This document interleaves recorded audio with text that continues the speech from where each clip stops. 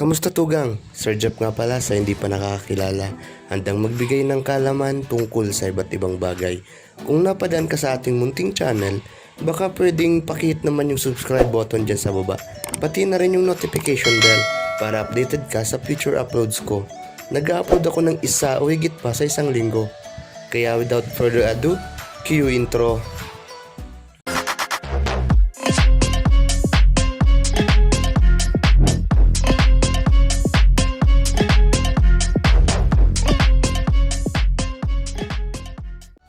Para sa bidyong ito, hayaan mo magkwentuhan na naman tayo tugang patungkol sa isang babae na kung saan pinatunayan niya na totoong may hustisya dito sa Pilipinas.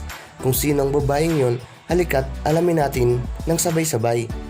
Pero bago ang lahat, ang kwentong ito ay sinuggest ng ating tugang si John Wilson Andaya. Shoutout sa iyo John Wilson Andaya. Kaya tara, simulan natin ang kwentuhan. Hustisya, isa sa pinakamaselang paksa na maaaring talakayin.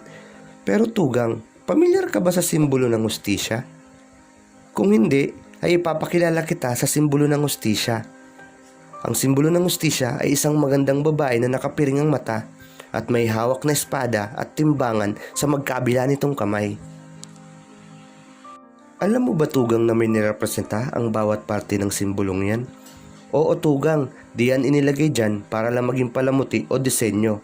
Kaya naman hayaan mo akong ipaliwanag sa iyo ang bawat sinisimbolo ng mga parting yan. Unahin na natin ang babaeng nakapiring at may hawak na espada at timbangan sa mga kamay nito. Siya ay si Hustisya, isang Roman goddess na ang hustisya. Pangalawa ay ang piring nito sa mata na sumisimbolo sa pagiging patas ng hustisya na ang ibig sabihin ay pantay-pantay ang tingin ng hustisya sa bawat tao at walang sinisino. Pangatlo ay ang espada na sumisimbolo naman kung gaano katalas at kabagsik ang hustisya. Panghuli dito ay ang timbangan, kung saan dapat pantay ang pagtrato at walang nakakalamang sa bawat lalapatan ng hustisya. Ngayong alam na natin ang simbolo at kahulugan ng bawat parte ng simbolo ng hustisya, pumunta na tayo sa ating kwento. Umpisahan natin ang ating kwentuhan sa mga tanong na naniniwala ka bang may hustisya sa Pilipinas? O kaya naman ikabilang kaduntugang sa mga naniniwala na ang hustisya ay para lang sa mayayaman.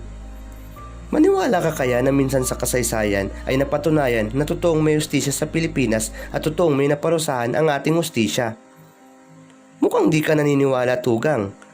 Kung ayaw mong maniwala ay patutunayan ko ito sa pamamagitan ng kwentong ito. Pamilyar ka ba sa pangalang Maggie de la Riva? Siya lang naman ang bida sa ating kwento.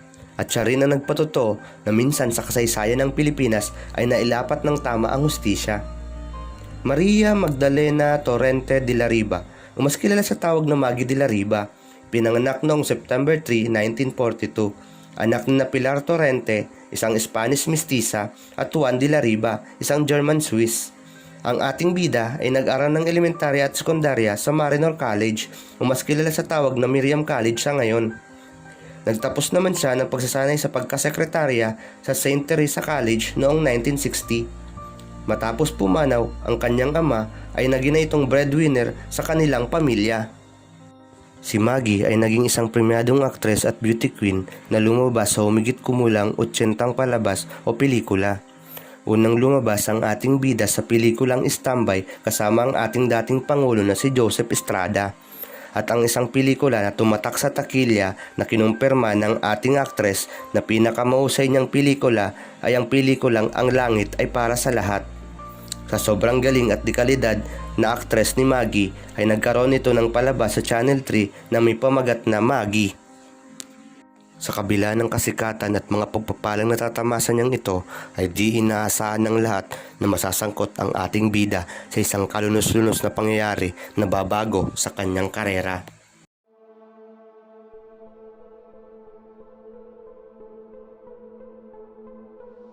June 26, 1967, alas 3 ng madaling araw, pauwi ang ating bida galing sa ABS-CBN Studios sa Rojas Boulevard, Pasay City.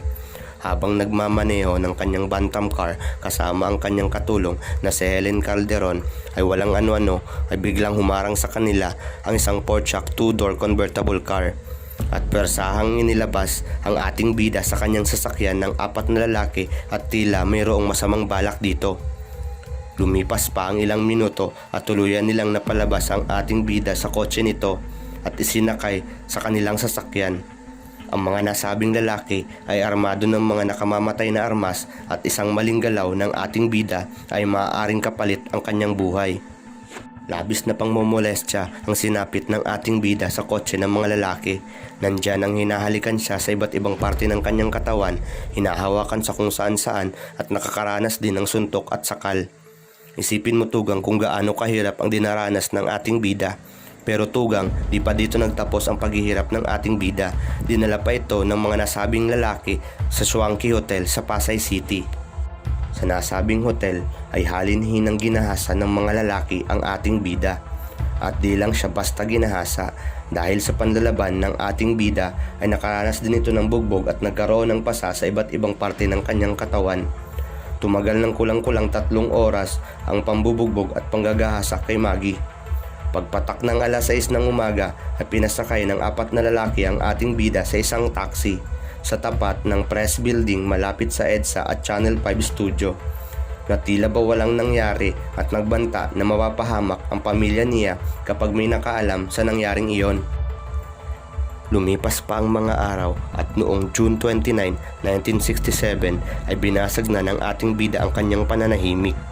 Kasama ang kanyang abogado ay siniwalat nito ang lahat ng nangyari noong araw na iyon sa Quezon City Police Department. Napag-alaman na ang mga sospek ay nanggaling sa mga may impluwensyang pamilya. Matapos isiwalat ng ating bida ang mga pangyayari noong araw na iyon ay sa isa ng pinangalanan ang mga sospek sa nasabing panggagahasa at pang-aabuso sa ating bida. Una na nga dito ay si Jaime Gomez Jose. Siya ang leader ng grupo at kilala din siya na member ng isang gang.